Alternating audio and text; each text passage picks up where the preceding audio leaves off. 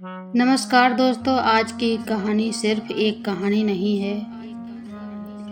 ये एक माँ के दर्द, प्यार और उस रहस्य की कहानी है जिसे जानकर आपका दिल भी कांप उठेगा।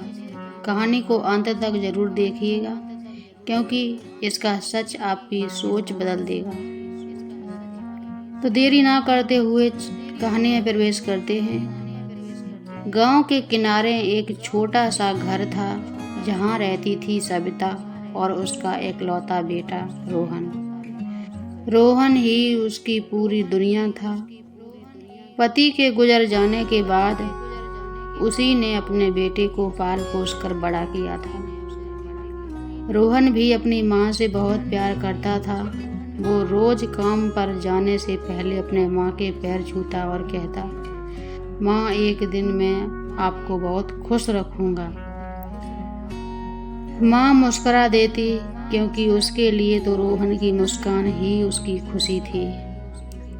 एक दिन सब कुछ बदल गया। रोहन शहर काम करने के लिए गया हुआ था, लेकिन उस दिन वो घर वापस नहीं लौटा। रात को फोन आया और उस फोन ने सविता की पूरी दुनिया उजाड़ दी। आपका बेटा एक्सीडेंट में।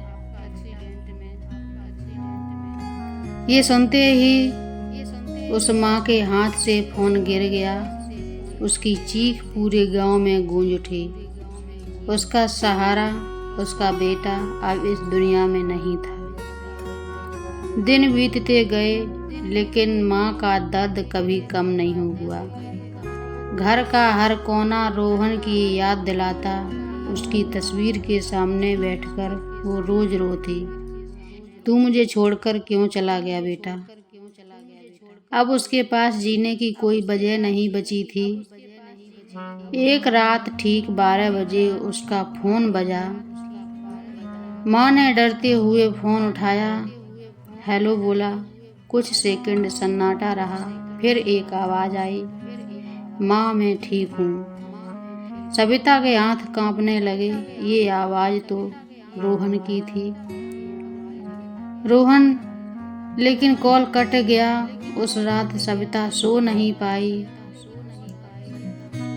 अब ये रोज होने लगा। हर रात 12 बजे फोन आता और वही आवाज, माँ, मैं ठीक हूँ। सविता हर डर और खुशी के बीच फंसी थी। क्या उसका बेटा जिंदा है या ये कोई और है।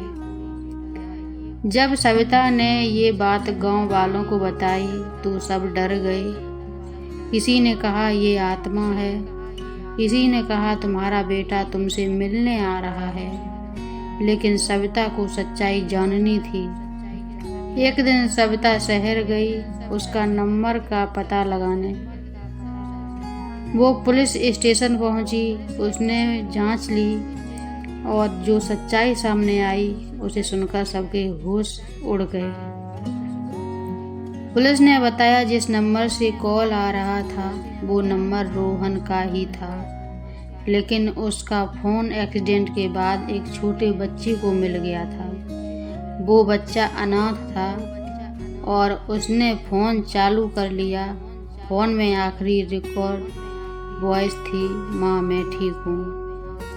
वो बच्चा रोज उस रात वही रिकॉर्डिंग चला देता क्योंकि उसे लगता था वो अपनी माँ से बात कर रहा है। जब सविता उस बच्चे से मिली तो उसकी आंखों में दर्द वही था और वही दर्द देखा जो उसके दिल में था। उसने बच्चे को गले लगा लिया और रोते हुए कहा, आज से तू ही मेरा बेटा है। कभी कभी भगवान हमसे कुछ छीनकर हमें कुछ नया दे देते हैं। माँ का प्यार कभी खत्म नहीं होता, वो बस एक दिल से दूसरे दिल में चला जाता है। अगर इस कहानी ने आपके दिल को छुआ है तो वीडियो को लाइक करें और शेयर ज़रूर करें। और आप भी अपनी माँ से प्यार करते हैं तो कमेंट में ज़रूर लिखें, माँ। ऐसी ही दिल छू लेने वाली कहानियों के लिए चैनल को सब्सक्राइब करें। मिलते हैं अगली कहानी में जो आपकी सोच बदल सकती है। तब तक के लिए राम राम जी।